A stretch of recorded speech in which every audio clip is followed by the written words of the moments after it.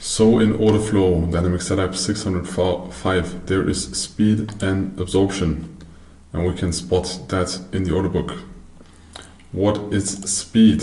Very important to know. So the speed with which a market trades in one direction. So there are two types of speed. Either the speed of ticking, so how often the market changes the tick it is trading on, but also how fast the market, for example, if we have a big order here, you can see the 162 contracts. How fast do we approach this market? Do we go there step by step, some ticks up, some ticks down, some ticks up, down, up, down, up, down, up, down? Or is the big market player that is pushing up a little bit down, up a little bit down, up a little bit down? So that one is way faster. So how much time horizon do we need for a couple of ticks? That one can be the speed as well, and that what you can use for your trading. Because when there is a big order, and we trade in the direction of that big order, if we approach this order very slowly, there are, even before the order, there are a lot of sellers, or there are not enough buyers to push to that price or order level fast.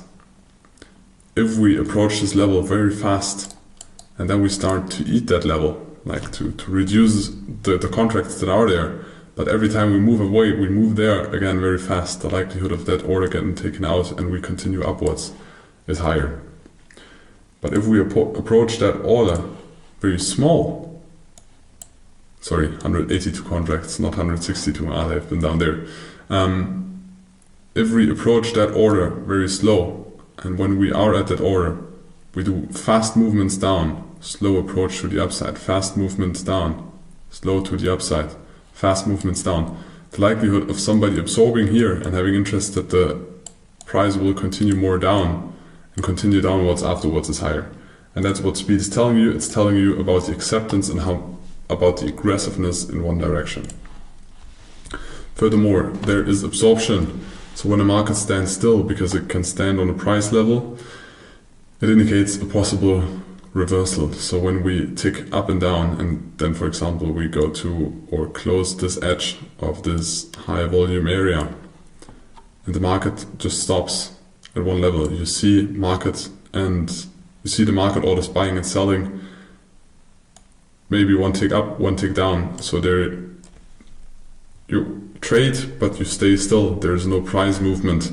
This can be indication about a direction shift, depending on how fast there is the ticks, but most of the time the orders or volume there is traded reduces, and all the orders that are there are absorbed on one price level. So when then the market starts to have some fast moves down, slow moves up, fast moves down, slow moves up, the likelihood of trading through this high volume area again to the other side again is high. Very often we have a reaction at the POC in the middle, or the VPOC of the high volume area.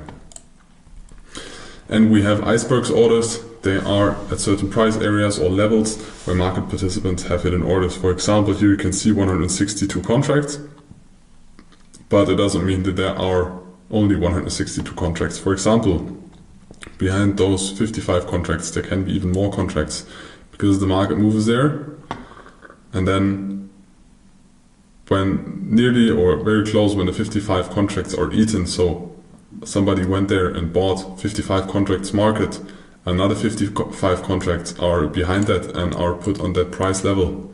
And if they are gone, another one and another one and another one, another one, another one, another one.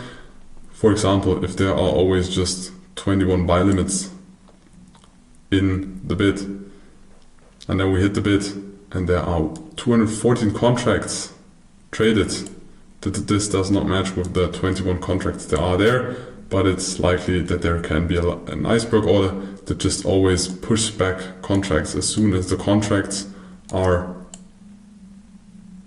bought, they just put another limit and another limit, and this happens very fast and algorithmic. But you see that there is kind of an absorption of a big player is gathering some contracts on one price level, and these can act as support and resistance because the big players don't want just to put 1,000 contracts on a price level because it would be too obvious. That's why they hide it.